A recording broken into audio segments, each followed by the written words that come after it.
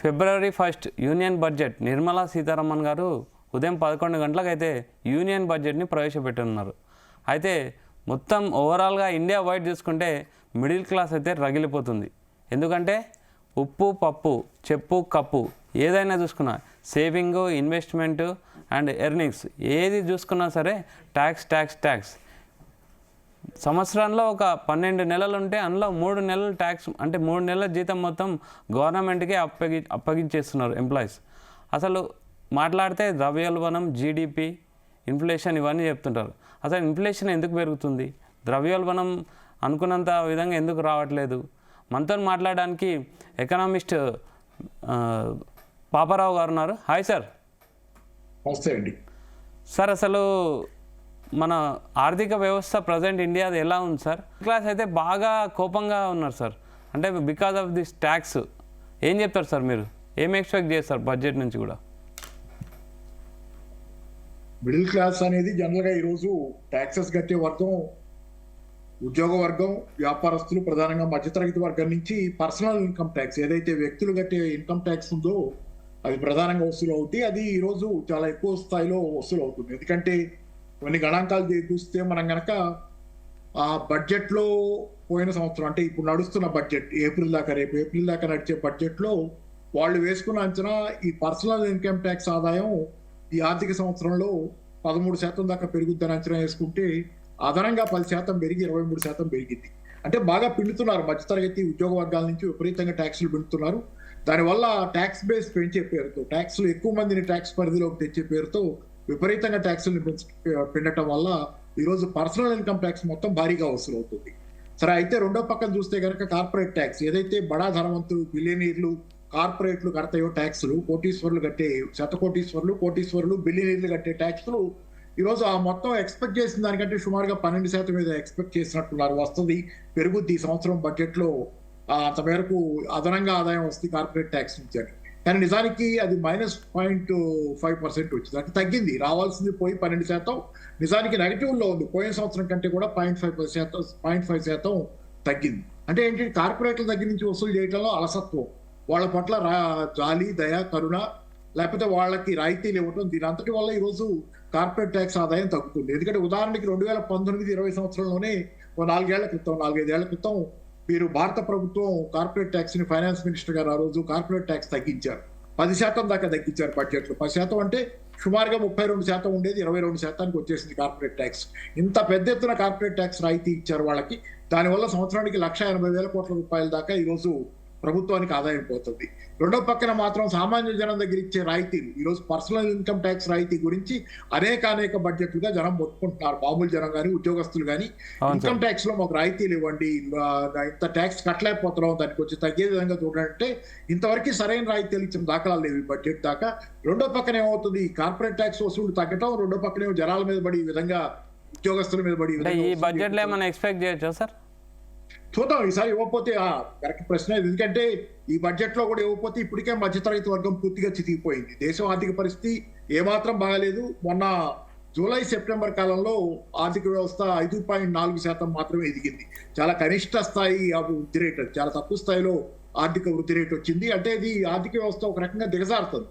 ఇట్లాంటి పరిస్థితుల్లో దానికి కారణం ప్రధానంగా మధ్యతరగతి స్థితిగతులు, సామాన్య పేద జనం స్థితిగతులు దిగజారటం.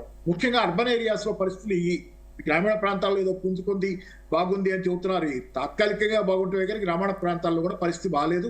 గత అనేక సంవత్సరాలుగా ఉద్యోగస్తుల జీతాలు పెరగటంలా, ఉద్యోగస్తుల జీతాలు పెరిగిన కార్మికులు, ఉద్యోగస్తులు, అసంఘటిత రంగంలో ఉన్న కూలీల జీతాలు కూడా సరిగ్గా పెరగటంలా.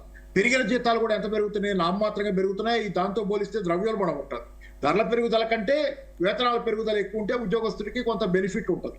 కానీ ద్రవ్యోల్బణమే, ధరల పెరుగుదలే కనుక వేతనాల పెరుగుదల కంటే ఎక్కువ ఉంటే ఉపయోగం లేదు. పెరిగినట్లు పెరుగుద్ది, కానీ యాక్చువల్గా మార్కెట్లో అన్ని ధరలు పెరిగినప్పుడు ఉపయోగం లేనటువంటి పెరుగుదల. పైగా ఉద్యోగస్తుడు రోజు రోజుకి అతని ఆర్థిక స్థితి, వ్యాపారస్తుడు కానీ, చిన్న కార్మికుడు కానీ దిగజారిపోయే పరిస్థితి. కాబట్టి గత అనేక సంవత్సరాలుగా అడుగుతున్నారు రాయితీలు ఇవ్వమని, పర్సనల్ ఇన్కమ్ ట్యాక్స్ ఇవ్వటం లేదు, వేతనాలు మాత్రం పెరగటం లేదు. రెండో పక్కన కార్పొరేట్ల లాభాలు మాత్రం నిన్న దాకా పెరిగినాయి. ఈ సంవత్సరం తగ్గుతున్నాయి కార్పొరేట్ లాభాలు. Q3 ప్రకటిస్తున్నప్పుడు కార్పొరేట్ లాభాలు తక్కువ వస్తున్నాయి. సార్ వీటన్నిటికీ కారణం అంటే ఇన్ని రోజుల నుంచి అమలు చేసిన పాలసీలో కరెక్ట్ ఒక ఆర్థిక వ్యవస్థకు సంబంధించిన పాలసీలు మన దగ్గర లేవా సార్? ఖచ్చితంగా పాలసీలే కారణం. ఎందుకంటే ఇక్కడ పాలసీల్లో బేసిక్గా ఈ పాలసీ తాలూకు స్వభావం ఏంటంటే supply chain economics, supply side economics అంటారు. సప్లై సైడ్ ఎకనామిక్స్ అని, డిమాండ్ సైడ్ ఎకనామిక్స్ అని రెండు పద్ధతులు ఉంటాయి. ఆర్థిక వ్యవస్థను నడపడంలో కానీ, ఆర్థిక వ్యవస్థలో ప్రభుత్వం బడ్జెట్లు వేయటంలో కానీ, ప్రభుత్వం వనరులని పంపిణీ చేయడంలో కానీ రెండు పద్ధతులు ఉంటాయి. ఒకటి డిమాండ్ మేనేజ్మెంట్ అంటారు, రెండోది సప్లై సైడ్ ఎకనామిక్స్ అంటారు. డిమాండ్ మేనేజ్మెంట్ అంటే సామాన్య జనం చేతిలో డబ్బులు ఉంటేనే ఆర్థిక వ్యవస్థ బాగుంటుంది. కాబట్టి సామాన్య జనం కొనుగోలు శక్తి పెరగాలంటే వాళ్ళకి ఉపాధి కల్పించాలి, వాళ్ళకి ఆర్థిక భద్రత కల్పించాలి, వాళ్ళకి సంక్షేమ పథకాలు ఉండాలి, అలాగే వాళ్ళకి రకరకాల రాయితీలు ఉండే విధంగా చట్టబద్ధంగా వాళ్ళకి రక్షణలు ఉండాలి, కార్మిక సంఘాలు ఉండాలి. ఎందుకంటే కార్మిక సంఘాలు బేరసారాలు జీతాలు పెంచుకోగలవు కార్మికులకి. కానీ వీటన్నిటికీ భిన్నంగా ఇప్పుడు నడుస్తున్న ఆర్థిక వ్యవస్థ ఏంటంటే సప్లై సైడ్ ఎకనామిక్స్ నడుస్తుంది.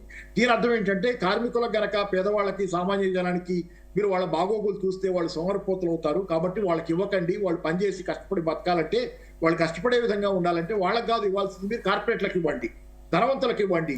వాళ్ళకి ఇస్తే వాళ్ళు పెట్టుబడి పెడతారు, కింద వాళ్ళకి ఉద్యోగాలు వస్తాయని కొత్త సిద్ధాంతం నడుస్తుంది గత 40 ఏళ్ళుగా ప్రపంచంలో. భారతదేశంలో కూడా 30-35 ఏళ్ళుగా ఇదే సిద్ధాంతం నడుస్తుంది. దీనివల్ల ఏమవుతుంది, కార్పొరేట్లకు మీరు రాయితీలు ఇస్తా పోతున్నారు, కింద జనం జీవితాలు చితికిపోతున్నాయి.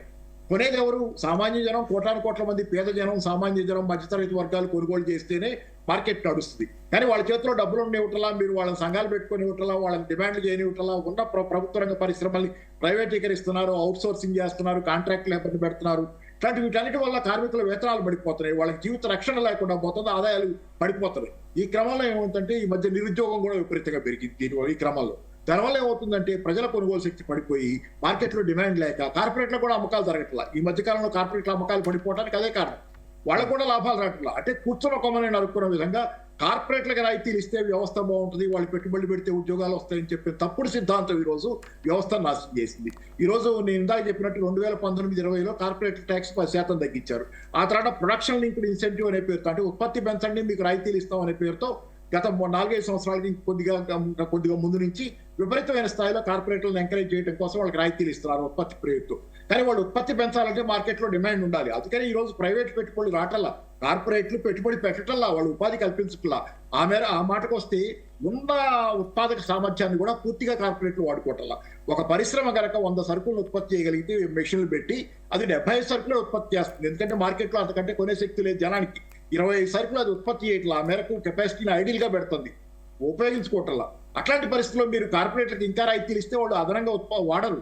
మీరు డిమాండ్ పెరిగితే కనుక జనాల్లో కొనుగోలు శక్తి పెరిగితే ఆటోమేటిక్ గా పెట్టుబడులు వస్తాయి, లాభాల కోసం వచ్చి మార్కెట్లో పెట్టుబడులు పెడతారు. ఇట్లాంటి తప్పుడు సిద్ధాంతం సప్లై సైడ్ ఎకనామిక్స్ ఏదైతే కార్పొరేట్లకు రాయితీలు ఇస్తే వాళ్ళు ఉద్యోగాలు ఇస్తారు, అప్పుడు జనం బాగుంటారనే తప్పుడు సిద్ధాంతం. పేద జనానికి, సామాన్య జనానికి రాయితీలు ఇస్తే, మధ్యతరగతి రాయితీలు ఇస్తే వాళ్ళు సోమరిపోతులు అవుతారనే తప్పుడు సిద్ధాంతం ఈ రోజు ఆర్థిక వ్యవస్థ నాశనం చేస్తుంది.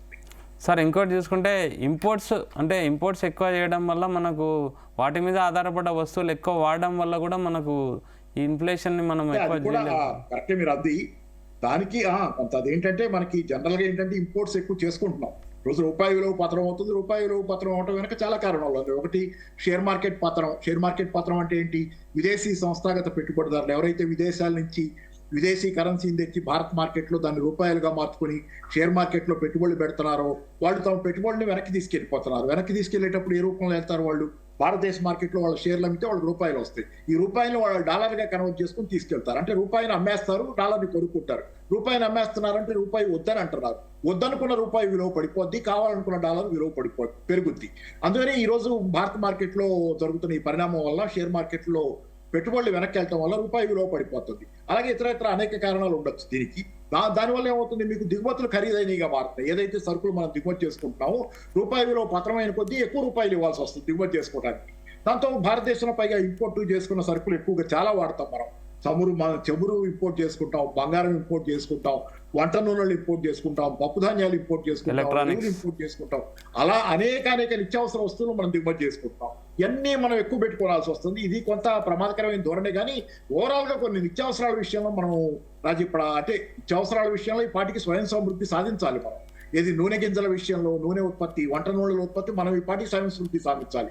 అలాగే మనం ఉదాహరణ తీసుకుంటే మన పెట్రోల్ డీజిల్ విషయంలో ఆయిల్ కొంటున్నాం కదా విదేశాల నుంచి, దాని విషయంలో కూడా ఎప్పటి నుంచో ఓఎన్జీసీ స్వయం సమృద్ధి సాధించాలి. సార్ మీ ప్రెడిక్షన్ ప్రకారం చమురు విలువ అంటే పెట్రోల్ ఏమైనా తగ్గొచ్చా సార్? పెట్రోల్ ఇప్పుడు తగ్గకపోవచ్చు అండి. బహుశా నేను అనుకుంటే ఇప్పుడు తగ్గదు. తగ్గవని అదే ట్రంప్ అడుగుతున్నాడు. సౌదీ అరేబియానో యునైటెడ్ అరబ్ ఎమిరేట్స్ వాళ్ళు అడుగుతున్నాడు పెట్రోల్ ధర తగ్గించమని. కానీ అంటే ఆయన చెప్పినంత మాత్రాన వాళ్ళు వింటారనేది కూడా పరిస్థితి లేదు. పైగా ఆయన ఇజ్రాయెల్కి ఎక్కువ సపోర్ట్ గా ఉన్నాడు కాబట్టి బహుశా మధ్యప్రాచ్యంలో ఈ మధ్య కాలంలో ఆయన తీసుకున్న నిర్ణయాలు, ఇజ్రాయెల్కి అనుకూలంగా తీసుకుంటున్న నిర్ణయాల వల్ల మధ్యప్రాచ్యంలో చాలా దేశాలు ఈ రోజు అమెరికాకి వ్యతిరేకంగా కావచ్చు కాబట్టి ఆయన మాట వింటారని నేను అనుకోను. సరే, ఇప్పుడు ట్రంప్ అన్నారు కాబట్టి ఇప్పుడు ఆర్థిక వ్యవస్థ పైన కానీ ఇండియా పైన ట్రంప్ ఎఫెక్ట్ ఎలా ఉంటుంది సార్? ఉంటది. ఆర్థిక వ్యవస్థ లేకుండా ఎలా ఉంటుంది? ఆయన అందరి మీద టారిఫ్లు బెదిరిస్తున్నాడు కదా. నిన్న కొలంబియాని వాళ్ళని బెదిరించాడు, మెక్సికోని బెదిరించాడు, కెనడాని బెదిరిస్తున్నాడు. టారిఫ్లు బెదిరిస్తాడు. అంటే ఏమవుతుందంటే ఏ దేశం మీద అయినా కనుక అమెరికా ఆ దేశం నుంచి దిగుమతి చేసుకునే సరుకులు, ఉదాహరణ మెక్సికో నుంచో కెనడా నుంచో లేకపోతే మొన్న కొలంబియాని బెదిరించాడు. ఆ దేశాల నుంచి దిగుమతి చేసుకునే సరుకుల మీద టారిఫ్ కనుక అమెరికా పెంచితే ఆ దేశాల సరుకులు అమెరికా పోయేసరికి ఖరీదైనవి అవుతాయి. ఎక్కువ ట్యాక్స్ కట్టి ఇంపోర్ట్ చేసుకుంటుంది కదా అమెరికా, ఎక్కువ ట్యాక్స్ పే చేయాలి దానికి. దానివల్ల ఏంటంటే ఆ సరుకు ఖరీదైంది అవుతుంది. అప్పుడు ఇతర దేశాల నుంచి వచ్చే సరుకుతో పోటీలో అది నిలబడలేదు. సరుకు ఖరీదు పెరిగిన కొద్దీ పోటీలో మార్కెట్లో నిలబడలేదు సరుకు. కాబట్టి ఈ దేశాలన్నీ భయపడుతున్నాయి. ఎందుకంటే చాలా దేశాలు ప్రపంచంలో ఈ రోజు అమెరికాకి ఎగుమతి చేసి, ముఖ్యంగా అమెరికాకి, అలాగే యూరోపియన్ యూనియన్ ధనిక దేశాలు కూడా ఎగుమతి చేస్తాయి. కానీ ప్రధానంగా అమెరికాకి ఎగుమతి చేసి చాలా దేశాలు ప్రపంచంలో మనుగడ సాగిస్తున్నాయి. అట్లాంటి దేశాలు ఈ రోజు కనుక అమెరికా టారిఫ్లు పెంచి ఆ దేశాలు ఎగుమతి చేసుకోలేకపోతే వాళ్ళకి దేశీయంగా ఉపాధి దెబ్బతింటుంది, దేశీయంగా ఆర్థిక పరిస్థితులు దెబ్బతింటాయి. దాంతో చాలా దేశాలు ఈ రోజు భయపడుతున్నాయి. మన మీద కూడా అలాగే వస్తాడు. ఎందుకంటే ట్రంప్కి ఆ వాళ్ళు వీళ్ళని ఏమీ లేదు. ఆయన ముఖ్యం అమెరికా అనుకుంటున్నాడు. అమెరికా కోసం నేను ఎవరైనా బెదిరిస్తాను, ఏదైనా చేస్తాను గతంలోనే చెప్పాడు. ఎవరి సంగతి వాళ్ళు చూసుకోండి, నా సంగతి నేను చూసుకుంటాను, మీ సంగతి నేను చూడను, నా సంగతి నేను చూసుకుంటాను, నా ధర్మం అది, కాబట్టి నేను చేసుకుంటాను, కాబట్టి మీ సంగతి చేత అయితే మీరు చూసుకోండి అని చెప్తున్నాడు. ఇక్కడ ఏంటంటే ట్రంప్ అమెరికా దాటి ఆలోచించాడు, అమెరికా పరిధిలోనే మిగిలిపోతాడు. కాబట్టి మనల్ని కూడా బెదిరిస్తాడు. ఖచ్చితంగా బెదిరించే పరిస్థితే ఉంటుంది. సార్, ఫైనల్గా ఇన్ని చెప్పారు మీరు.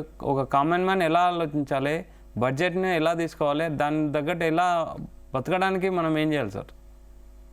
ఖచ్చితంగా బాగుందండి. ఎందుకంటే కామన్ మ్యాన్ ఆలోచించాల్సింది ఈరోజు బడ్జెట్లో కామన్ పీపుల్ అందరి ఇంట్రెస్ట్ ఒకటేనండి. వాళ్ళు మధ్యతరగతి కావచ్చు, లేకపోతే కింద మధ్యతరగతి కావచ్చు, పేద జనం కావచ్చు, కార్మికులు కావచ్చు, ఉద్యోగులు కావచ్చు, వీళ్ళందరి ప్రయోజనాలు ఒకటే. అందుకని ఏంటంటే వీళ్ళందరూ సమిష్టిగా ఆలోచించుకోవాలి. జనరల్గా ఇక్కడ విభజన ఎలా వస్తుందంటే మధ్యతరగతి వర్గాల్లో కొంచెం పేద జనాలకు ఇచ్చే సంక్షేమ పథకాల పట్ల కొంచెం కోపం ఉంది. ఈ సంక్షేమం వల్ల చాలా డబ్బులు ఖర్చు అవుతున్నాయి, ట్యాక్స్ పేయర్ మనీ వృధా అవుతుంది, మా డబ్బులంతా తీసుకెళ్లి వాళ్ళకి పెడుతున్నారు అనేది అది నిజం కాదేమో. బహుశా సామాన్య జనానికి ఇస్తున్న సంక్షేమ పథకాలు చాలా నామమాత్రంగా డబ్బులు ఖర్చు అవుతున్నాయి డబ్బులు. కానీ దానికి అది కార్పొరేట్లకి ప్రభుత్వం వీళ్ళ డబ్బులు దోచిపెడుతున్న దాంతో పోలిస్తే, ఏది మధ్యతరగతి నుంచి వసూలు చేస్తున్న పర్సనల్ ఇన్కమ్ ట్యాక్స్ కానీ, పేద జనాలు మధ్యతరగతి పై వర్గాలు అందరి దగ్గర నుంచి వసూలు చేస్తున్న జిఎస్టీతో పోలిస్తే జిఎస్టీ నుంచి కార్పొరేట్లకు దోచిపెడుతుంది. ఈ ట్యాక్స్ మొత్తాల నుంచి కార్పొరేట్లకు ఇస్తున్న దాంతో పోలిస్తే పేద జనాలకు ఇస్తుంది చాలా స్వల్పం.